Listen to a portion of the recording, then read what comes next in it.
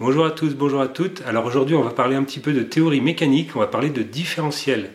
Et comme on est quand même plutôt sur une chaîne orientée véhicule et mécanique, on va parler de différentiel sur des voitures. Alors en même temps que je fais ma vidéo, je vais avoir en plus un spectateur, ou plutôt une spectatrice. Bonjour, moi c'est Clémentine, j'ai 9 ans et je vais essayer de comprendre ce que c'est qu'un différentiel. Donc on va parler plus particulièrement de différentiel de voiture. C'est quoi un différentiel? Alors concrètement un différentiel ça peut être ça, ou bien encore ça. Ok, mais ça sert à quoi? Ça sert à faire tourner les roues motrices d'un véhicule à des vitesses différentes. Mais quel intérêt?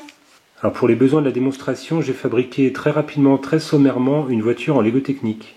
Alors sur ma voiture de test, là, j'ai les roues qui sont non indépendantes. C'est-à-dire qu'elles ne peuvent pas tourner à des vitesses différentes, elles sont entraînées par un même axe. Bon, tant que je vais en ligne droite, tout va bien. Maintenant, si j'essaie de tourner, on voit que ça tourne à peu près bien. Alors, en fait, ce qui se passe, c'est que l'adhérence de ces roues de Lego Technique sur une surface comme ça, en fait, ça glisse pas mal, donc ça rip en fin de compte. C'est-à-dire que bon, on ressent pas trop le problème. On sent bien, enfin moi je sens bien avec ma main que c'est pas bien clair, mais pour améliorer notre test, on va mettre un petit peu de poids ici sur l'essieu pour forcer les roues à adhérer. On va voir ce qui se passe. Voilà, je rajoute un pack de piles là, un truc qui sert à alimenter les moteurs électriques. Et on va refaire le même test. Ouf. Et là, j'essaie de pousser, enfin je pousse vraiment droit. Et en fait, il ne veut absolument pas tourner. C'est-à-dire que même si j'appuie sur le train avant, admettons, j'essaie de tourner. Ouais, je vais y arriver, mais on sent que c'est pas... Si je pousse par l'arrière, bah, je fais un tout droit, c'est clair. Et si j'essaie de... Si j'entraîne une roue comme ça... Ouais, ça tourne un peu, mais enfin bon... Au final, mes roues motrices sont bien celles-là, donc c'est bien ça le problème. De toute façon, ça rip, ça tourne très très mal. Si j'essaie de mettre un peu de poids sur l'avant en même temps... Ouais, ça tourne, mais bon... Enfin, honnêtement, je peux le dire, ça tourne très très mal. Et en tout cas, ça fait ripper les roues arrière. Alors si maintenant j'ai la même voiture avec des roues indépendantes, non motrices, mais c'est pas la question pour l'instant. Là j'ai remis un poids non négligeable sur l'essieu arrière. Donc j'avance, ça braque sans aucun problème. Comment ça se passe? Bon, si on veut, quand une voiture tourne, sa trajectoire décrit un cercle dont le centre est quelque part par ici. Et ce quelque part par ici, en fait, on prend l'axe de l'essieu arrière, on prend l'axe des roues comme ça, avant, et on atterrit sur un point. Bon là évidemment c'est un truc fait vite fait, c'est pas forcément la bonne longueur, l'essieu est pas forcément la bonne longueur. En plus, ici au niveau de la direction, on voit bien que les roues de devant sont parallèles, alors que justement si on voulait vraiment qu'elles s'inscrivent dans un cercle, elles doivent pas être pareilles. Donc je vais vous montrer une épure qui est le modèle idéal pour ça, qui est plus proche de la réalité que ma petite maquette ici. Donc il apparaît clairement que les roues extérieures parcourent plus de distance que les roues intérieures. Donc étant donné qu'elles le font dans la même durée, oui normalement les roues elles restent ensemble avec la voiture, sinon on a un petit problème. Donc elles font la même durée. Et donc les roues extérieures, puisqu'elles parcourent plus de distance, donc elles tournent plus vite que les roues intérieures. Voilà. En tout cas c'est ce qu'elles cherchent à faire. Et vous avez vu ce qui se passe quand on les en empêche. Si on a du poids à l'arrière, on fait un tout droit. D'accord, mais alors, comment il marche ce différentiel? Alors déjà, on va reprendre un fondamental sur les engrenages. Ils font partie de ce qu'on appelle les transmissions par obstacle. Donc là, par exemple, j'ai une roue dentée en entrée, une roue dentée en sortie. Voilà, je transmets un mouvement par obstacle, c'est-à-dire que ici, en plein milieu, là, effectivement, il y a un obstacle qui est poussé, poussé, poussé. Je vais vous montrer une petite animation que j'ai trouvée sur Wikipédia qui montre un petit peu la force qui vient s'appliquer sur chaque roue dentée. On peut bien sûr avoir toutes sortes d'engrenages avec 2 roues dentées, 3 roues dentées. On peut aussi faire un engrenage avec un angle droit. Avec une 3e roue dentée, je peux encore modifier mon engrenage. Et là, ça tourne comme ça. Tiens, mais Si ça c'était une roue et que ça c'était une autre roue, est-ce que c'est pas le fonctionnement qu'on retrouve sur une voiture quand on lève une roue motrice et que l'autre roue tourne dans l'autre sens? Mais sur une voiture, les roues doivent tourner dans le même sens. C'est vrai, et c'est bien sûr ce qui se passe. Je crois que c'est le moment de ressortir la voiture que j'avais utilisée l'autre fois quand j'avais fait une vidéo là, sur comment démarrer une voiture à la poussette. Sauf que cette fois-ci, j'ai retiré toute la partie moteur où on voyait les cylindres qui bougeaient, tout ça. Par contre, on voit beaucoup mieux, et oui, ça vous rappelle rien. Si je mets comme ça, je vous montre ça. Au final, si je la retourne, ça sera peut-être plus simple. Vous voyez ça? Ça vous rappelle pas ça? Ah oui, c'est exactement pareil. Ce mécanisme, relativement simple, explique le comportement des roues motrices d'une voiture. Si j'ai en fait mon arbre qui va vers le moteur qui ne tourne pas trop facilement, ce qui est en fait le cas de celle-ci, donc je vais l'empêcher de bouger pour vous montrer. Et donc là, si je tourne dans un sens, je vois bien que la roue de l'autre côté tourne dans l'autre sens. Donc ça, ce phénomène-là, il est dû à ça. Donc c'est bon, ça c'est vu. Maintenant ce que je vais faire, c'est que je vais mettre ça sur une petite voiture, parce que là on voit pas forcément super bien. Voilà, je vais vous montrer le même phénomène autrement. Donc là on retrouve les deux roues, hein. Voilà. Et donc mon fameux truc, là, c'est pas un différentiel. Donc si je l'empêche de tourner, un petit peu comme ce que je faisais tout à l'heure, je tourne. Ici l'autre roue est entraînée en rotation dans le sens inverse, c'est-à-dire que celle-là va vers l'avant, l'autre va vers l'arrière. Si maintenant je laisse ce truc faire sa vie, qu'en fait j'essaie même de faire tourner les deux roues à peu près en même temps, ben, j'observe que mon bazar là, lui, il est entraîné en rotation en fait. Et d'ailleurs je peux faire en sorte qu'une roue aille plus ou moins vite que l'autre. Si je fais celle-là aller plus vite, voilà, mon bazar il tourne. Donc bon, ok, mais où est-ce qu'on veut en venir? Donc l'astuce, c'est qu'en fait, ce bazar là, ben en fait, on va mettre une roue dentée dessus et on va avoir un pignon qui va venir l'entraîner, donc il va venir du moteur. Et en fait, là, on va avoir effectivement notre jonction moteur-roue. Alors là, je vais revenir sur ma voiture d'essai parce que j'ai pas la possibilité facilement de faire autrement. Vous vous rappelez, j'ai dit que cette partie-là, il fallait qu'elle ait une roue dentée. C'est exactement ce qu'elle a ici. Et ça, c'est le pignon qui va vers le moteur. Ben, voilà, c'est exactement ça le principe. Donc, alors pour ma démonstration, je vais faire bouger les roues et voir le résultat sur l'axe moteur. Bon, évidemment, quand une voiture roule, c'est l'inverse, hein, c'est le moteur qui entraîne les roues. Mais en fait, le principe est le même et il est vraiment, ce qui est vrai dans un sens est vrai dans l'autre, puisque les engrenages, ils font leur boulot dans un sens comme dans l'autre. Donc voilà, je vous montre par les roues, parce que c'est peut-être plus simple à comprendre, en tout cas moi j'arrive mieux à l'expliquer comme ça que dans l'autre sens. Donc si on tourne les deux roues à la même vitesse, on voit le mouvement de la couronne que ça occasionne. Ah oui, parce que je ne vous l'ai pas dit, en fait, ça c'est ce qu'on appelle la couronne. La couronne, grande couronne, enfin bon bref, ça c'est la couronne. Donc je vois qu'en fait, la couronne suit parfaitement le mouvement des roues, elle va exactement à la même vitesse. Alors si maintenant je fais exprès de faire tourner ma roue gauche assez lentement et la roue droite un peu plus vite, en fait, vous voyez que la couronne, elle tourne ni à la vitesse de la roue de gauche ni celle de droite. En fait, elle est vraiment à l'équilibre entre les deux vitesses de chaque roue. Bon, à ce stade, il y a un point vocabulaire qui est quand même important. Donc on a dit que ça, c'était la couronne. Ça, c'est le pignon, on va dire, qui va vers le moteur. Alors maintenant, ici, ça et ça, ce sont des planétaires. Et ça, et en fait en théorie sur des vrais différentiels de voiture, il y en a un juste en face qui fait exactement le même boulot. Ça, c'est un satellite.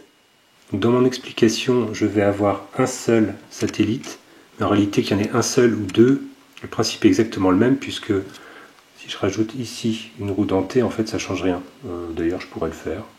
Voilà, on voit bien que j'ai rajouté une quatrième roue dentée. Ça ne change absolument rien au comportement que j'expliquais juste avant, mais bon, je vais l'enlever pour simplifier les explications.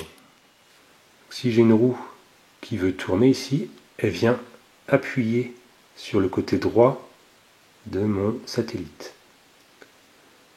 si j'ai ma roue gauche, elle aussi, si elle veut tourner dans le même sens, elle va aussi venir appuyer sur le satellite. Donc si les deux viennent appuyer en même temps, bah, le satellite ici il ne peut pas tourner.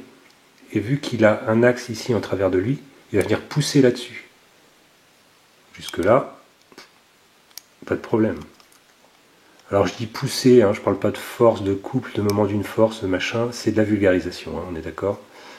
Donc chaque planétaire ici va venir influencer, entre guillemets, pousser celui-là. Donc dans le même sens et à la même vitesse, bah, ça fait ça. Donc là, dans ces conditions, tout le différentiel est entraîné en rotation. Si maintenant j'ai une roue qui tourne moins vite que l'autre, donc en fait son planétaire, par exemple c'est celle-là qui va tourner moins vite, son planétaire va venir pousser moins rapidement sur le satellite. Donc si je fais ça, c'est pas forcément facile à faire à la main. En fait, donc ce satellite-là, il va être plus poussé de ce côté-là. Donc il aura tendance à tourner sur lui-même. Et c'est ce qu'on voit, hein. Il tourne sur lui-même. Là je fais le cas extrême où cela est arrêté. On voit qu'il tourne sur lui-même parce qu'il est poussé de son côté gauche. Mais ça n'empêche pas que je peux quand même pousser un petit peu à droite. Auquel cas, bah, ce mouvement, le mouvement du satellite est entre guillemets équilibré. C'est-à-dire que lui, il prend le mouvement qu'on lui donne à gauche et le mouvement qu'on lui donne à droite. Voilà. Et si je fais un petit peu à droite, voilà. Et en réalité, bah, c'est exactement pour ça qu'on peut avoir un mouvement plus ou moins rapide de chaque roue dans le même sens. Ça ne perturbe pas puisque c'est lui qui encaisse la différence de vitesse des deux axes. C'est tout bonnement le cœur du différentiel, c'est ça. Et évidemment, c'est pas parce que les roues tournent à des vitesses différentes que ça n'entraîne pas le différentiel en rotation. Ça l'entraîne en rotation moins vite que par exemple si je tourne avec les deux à la même vitesse. Si j'en ai qu'une qui tourne, on voit bien que le différentiel tourne beaucoup moins vite. Je vous remontre. Voilà. Donc si je reprends ma voiture d'essai ici, donc en fin de compte, si la voiture est en ligne droite, mon planétaire ne tourne jamais sur lui-même. Puisqu'il ne tourne que lorsque les roues tournent à des vitesses différentes. C'est une très bonne chose, hein, puisque ça évite son usure prématurée. Alors son usure, ou c'est leur usure plutôt, puisqu'il y a deux planétaires, encore une fois. Donc, il ne tourne pas. Il ne tourne pas. Alors évidemment, il tourne comme ça, mais il ne tourne pas sur lui-même. Donc il n'y a pas d'usure entre les dents des pignons. Au-delà des considérations de tenue de route et de sécurité, c'est aussi pour ça qu'il faut avoir des pneus de même taille et gonflés de manière équivalente sur un même essieu. Parce qu'autrement, si vous avez une roue qui est plus grande, forcément, même si vous êtes en ligne droite, il y a une roue qui va tourner plus vite que l'autre. D'ailleurs, la roue la plus grande va tourner moins vite, puisqu'elle parcourt plus de distance en tournant moins vite. Et donc, ça va faire travailler votre différentiel, même en ligne droite. Donc c'est très mauvais. Vous allez l'user prématurément. En fin de compte, c'est les satellites du différentiel qui vont compenser la différence de taille de vos roues. Alors je fais juste un aparté rapide sur les véhicules 4x4. Il ne faut pas faire n'importe quoi avec les pneus, sinon on risque d'user la transmission. C'est exactement pour le même genre de raison, hein. Tout à l'heure, on a vu que dans un virage, les roues du côté extérieur tournaient plus vite que les roues du côté intérieur du virage. Mais en fin de compte, il faut savoir aussi que les roues, par exemple la roue avant gauche, tourne plus vite que la roue arrière gauche. Et la roue avant droite tourne plus vite que la roue arrière droite. Donc dans un 4x4, évidemment, on a un moteur qui transmet le mouvement aux roues avant et aux roues arrière. Donc on a besoin d'un différentiel sur l'essieu arrière, on a besoin d'un différentiel sur l'essieu avant, et on a besoin d'un différentiel en fait entre l'avant et l'arrière, puisqu'on vient de dire que les roues avant n'allaient pas à la même vitesse que les roues arrière.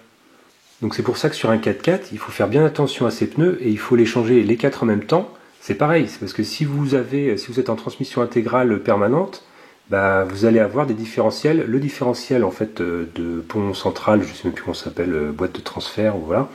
Bref, vous aurez votre différentiel entre l'essieu avant et l'essieu arrière qui va travailler en permanence. Donc c'est très mauvais. Donc suivant les modèles de 4x4, il est possible de verrouiller tel ou tel différentiel. Mais pourquoi on voudrait verrouiller un différentiel ? Si on roule sur une route en bon état, avec des pneus en bon état, aucun intérêt de bloquer un différentiel. Au contraire, on a vu ce que ça donnait, tout droit. Mais maintenant, que se passe-t-il si une roue n'adhère plus au sol parce qu'elle est prise dans la boue, par exemple ? Toute la puissance moteur part là où c'est le plus facile, à savoir faire tourner la roue dans le vide. Donc si on veut faire tourner la roue qui a encore de l'adhérence, il faut bloquer le différentiel et ainsi forcer les deux roues à tourner à la même vitesse. On va ainsi pouvoir évoluer plus facilement dans la boue, la neige, mais plutôt à vitesse réduite. C'est pourquoi on voit sur certains véhicules tout-terrain la consigne comme quoi il faut désengager le blocage des différentiels au-delà d'une certaine vitesse.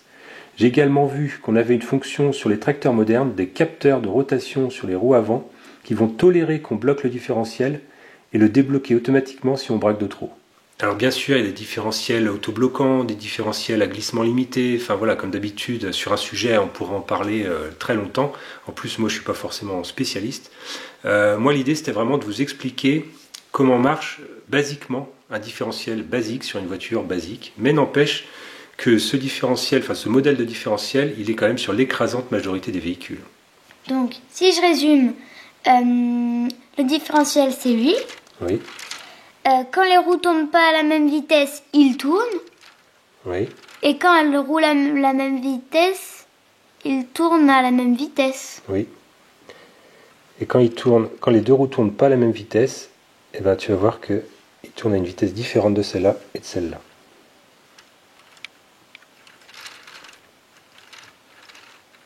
Tu vois, ils tournent moins vite que ta roue là. Est-ce que maintenant tu comprends mieux le différentiel? Oui. Bon, bah, j'espère que vous comprenez mieux maintenant comment marche un différentiel. Donc je vous laisse là et je vous dis à bientôt.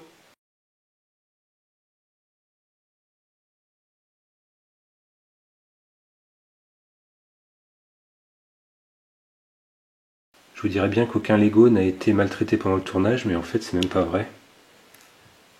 J'ai cassé cette pièce. Bon, vous allez me dire, ouais, ça va, c'est un bout de plastique. Moi qui suis un fanboy de Lego depuis longtemps, ça fait chier. Bon, apparemment on peut retrouver des pièces détachées, donc ça va, mais casser un Lego en tournant une vidéo, quoi, merde. Bon, bah, c'est comme ça, c'est la vie. Faut croire que j'ai mis un peu trop d'enthousiasme à démonter cette direction. Hein, bon, bref. Alors je repasse sur ma voiture ici. Donc en fin de compte, quand ma voiture tourne en ligne droite... Hein, tu voulais faire des Lego, Nico? Bah non, t'en feras pas.